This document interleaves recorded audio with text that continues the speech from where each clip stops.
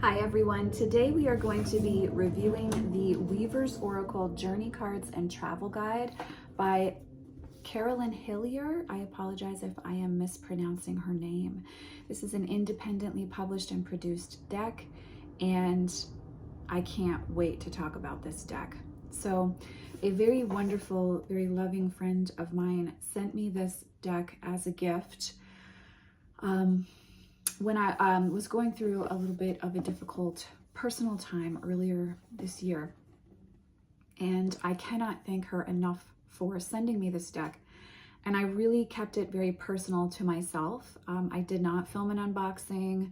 I haven't posted anything on Instagram yet because I really wanted to spend a couple months just soaking in the very loving, beautiful energy of this deck. But I do want to spread the word about how special this deck is. So if you haven't heard about this deck or haven't sat down to watch a full review of it yet, we're going to talk about this deck today on the channel. So the back of the, the box that it comes in, first of all, is incredible. This is like, here's an example. Here's Tarot de la Nuit here, and here's the Weaver's Oracle, just to give you a comparison there. The box looks like this. And this is the front, and the inside of the box is black. You guys know I always pay attention to the inside of the box. So here is the description of the deck. Welcome to the Weaver's Oracle. This oracle, the book and its 52 cards, is a beautiful distillation of Carolyn's work, created from paintings and writings that span 30 years. All the mythic stories and spirit images around which the oracle has been formed are rooted in high moors, cold rains, and the untamed hills where she has lived and grown her work. They are profoundly inspired by the wild songs of sacred land, the shadowy edges of ancestral memory, and reverence for deep mythologies that exist close to the earth. The oracle draws on the wisdom inherent in women's journeys as it crosses intuitive landscapes and follows the trails of cunning grandmothers, ice mothers, feral daughters, and women who weave magic out of weather. To those who are familiar with Carolyn's work, the oracle will be a richly textured, retrospective, and inspiring compilation, as well as a wild alchemy that catches the essence of her craft as a weaver of images, words, and women's archetypal mysteries. To those who are newly arrived to her hearth, the Weaver's Oracle is a powerful doorway into ancient landscapes and the soul-shaping journeys that can be found there. Beautifully printed and presented with a wire-bound book, 140 black and white pages, heavyweight paper, black cotton drawstring bag containing 52 cards, silk-coated heavy artboard, 148 by 105 millimeters, all contained inside the lidded storage box. So when you open the box, you're going to get this. You're going to get information on how they produce it. This is the nice drawstring bag that comes along with it. And then there's also some advertisement for a small music publishing house with which I would assume they are associated. I don't even know where to start. That's how much I love this deck. Here is the card size. The cardstock is gorgeous. It's like not shiny at all, but it's not like a velvety matte. It's just a nice matte. The weight is nice. The backing is beautiful. And the guidebook, I can't say enough good things about this guidebook. First of all, I love that it's bound in, what is it called? Ring bound? Yes, I like that it's ring bound. It's really nice to be able to study and to read and journal and like go back and forth, and you can just like flip it over. I don't know, I really love this. I actually am considering doing this with some of my favorite guidebooks because I found that this is actually really, really helpful. This guidebook is a dream. If you are interested in shamanic work at all and mythologies of tribal people, mythologies of the land, the energy of the crone, the energy of the grandmother, this deck, you will not regret purchasing this deck. You will love this deck. I cannot tell you what a balm this deck has been to my soul. How loving each myth is. Empowering, inspiring, kick your ass, but loving. And just this deck feels like it's so understanding of wherever you are on your personal journey. There's been one deck previous to this that I felt like has lined up with my personal path with shamanic work. And that to this point has been the Mystical Shaman Oracle. This deck takes the cake now for being in alignment with with shamanic work, not mystical, with shamanic work. It is absolutely in alignment with the way that my shamanic teachers taught me over a course of several seasons. It is very reverent and loving of the land in the way in which I experienced it as a child, where the land, the creatures, the woods, all of these things have a voice, are alive, and have stories to tell us and stories to share. And this deck carries that feeling intrinsically within it. This deck is a must-have on my list, and is deeply personal. I have not used this in any readings for anyone else. I have only used it myself for daily draws, and to really sit with the myth that accompanies the daily draw and work with the energy of that throughout the day. So I'm going to get into kind of what you can expect. So you have this nice, really nice introduction area where the artist talks about her work, how the grandmothers came to her, and then there's a whole section on working with the deck itself. There are various aspects and tribes and clans within this oracle system, and she discusses all of that. So you see you've got, here's some lists. There's blood clan, bone clan. There's many, many more, but that's just an example.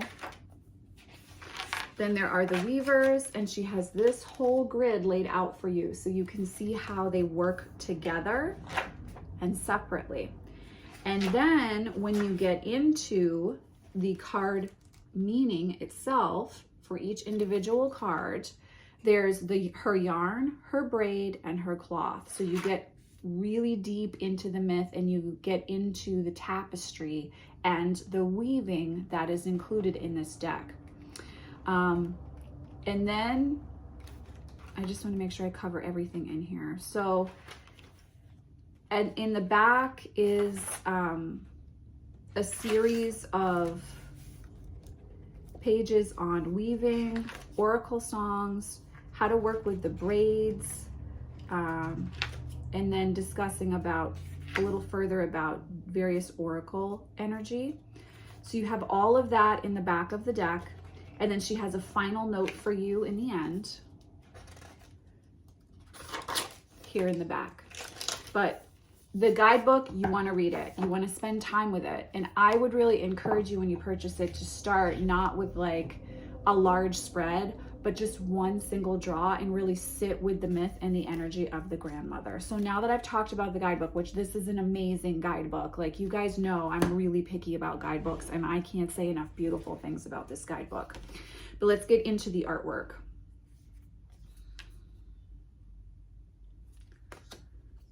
And again, we're really in a very shamanic, tribal people's energy.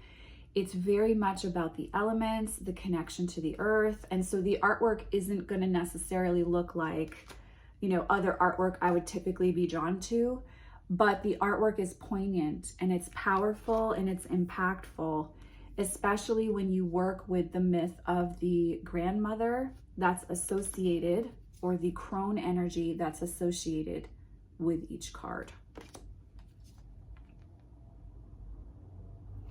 It's really, really, really special. This deck is really, really special. If you are watching this and feel drawn to it, I highly encourage you to purchase it and to work with it very lovingly, very reverently, very intentionally. It's gonna make a big difference for you on your spiritual path.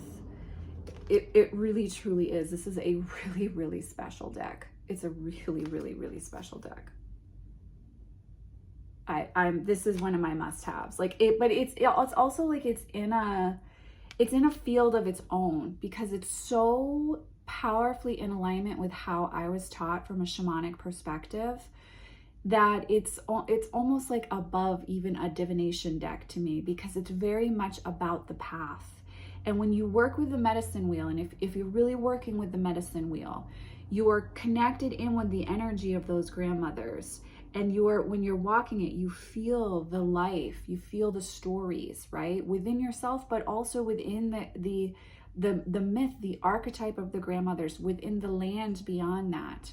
And it's something, I can't describe the level of magic that exists within that, and how, like, even just talking about it right now, it makes me emotional. I want to cry because it's so beautiful. And this is a deck I've like finally found and connected with thanks to the wonderful person who purchased this for me. A deck that represents that holds that energy and that lineage of the sacred feminine in a really, really beautiful way. So if you feel called to this deck, I know it's an investment, I understand. And as you saw, there's another video going out today with a review of Pagan Otherworlds, which was a similar priced investment where I did not feel it was worth the money. So I know when it doesn't resonate, it really sucks. I totally get that. But this one for me would be worth that purchase. It would be the experience I was looking to have with an independently produced deck. This deck is very similar to Mary L in that you know you're stepping in a place beyond time and space where the artist really channeled in this way that like changes the structure of DNA channeling. Like it's just, I particularly personally really love that imagery. I'll show you a few more images before I finish this review. I don't want to show you all of it because I want to let you be surprised by some of the imagery. That's one of my favorite things. I love when I open a deck and I don't know everything that's in there, so I get a little bit surprised.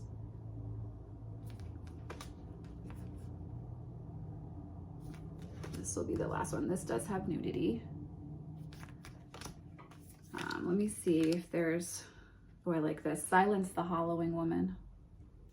Isn't that gorgeous? So I think I'll stop there so the rest can be a surprise for you. But it's a really, really beautiful deck. Again, I really encourage you to work with daily draw energy, standpoint of drawing a card, meditating with the myth, sitting with the myth, letting that soak in, you know, journaling about what comes up as you sit with that myth, as you walk with that face, as you walk with that weaver in the artist's description here, and how she was drawn to interpret and work with this energy. To me, it's very much the energy of the grandmothers that she's working with. And when you really give yourself time and space to sit with that, alchemy happens. Like the kind of alchemy that's the actual goal of alchemy ends up happening. So if you do purchase this deck, I really encourage a nice, gentle, long getting to know each other period. Like don't rush yourself through it. Just enjoy, enjoy, enjoy. And I just want to reference really quickly the beginning of the guidebook because I feel like I'm not saying something. Yeah, I would like to read this one part to you. So all the words and paintings around which this oracle has been created are rooted in high moors, cold rains, and untamed hills, just like in the intro there. But they're profoundly inspired by the wild songs of sacred land, the shadowy edges of ancestral memory, and a reverence for deep mythologies that exist close to the earth. This oracle draws on wisdom inherent in women's spirit journeys, crossing intuitive landscapes and following the trails of cunning grandmothers, ice mothers, feral daughters, and women who weave magic out of weather. I know I read that earlier, a lot of that earlier, but I just want you to listen to this part because I think it's important. But such places are not inhabited only by women, and there is room here for any respectful traveler who yearns and seeks. To traveling sisters, this is for you. May your journey into this weaving house be blessed. Feel free to wander at will, knowing that this place can be a sanctuary to tenderly hold your questing spirit and a revelation to empower your road. To gentle brothers, you are no less welcome here and are invited to collect from this home of amber rivers and mystic herons anything that is relevant to the clarifying or smoothing of your own trail. To those who know divination systems well, may this offer something new to your tapestry of inspiration. To new travelers, gratitude for leaping in and being willing to explore. So she says this deck has been developed over 30 years. And then she talks a lot here about her journey. And I really love that the creation of this deck was a journey as well. So it's asking you to really step out of time and space and to move into a very mythic, archetypal land where you're really connected with those stories of the land and the grandmothers of the land. So I cannot recommend this deck highly enough. I deeply, deeply love and treasure this deck. It's one that I will not ever not have in my collection or work with in some way, shape, or form. And if you are looking to invest in a deck, I feel that this deck is definitely worthy of your hard-earned purchase. It's a beautiful, beautiful deck. So those are my thoughts on the Weaver's Oracle, guys. It's been an honor and a privilege to sit in sacred space with you all and talk about shamanic work and the Weaver's Oracle and how you might want to bring that into your practice. I am sending you, as always, so much love and many blessings. I'll see you in the next video.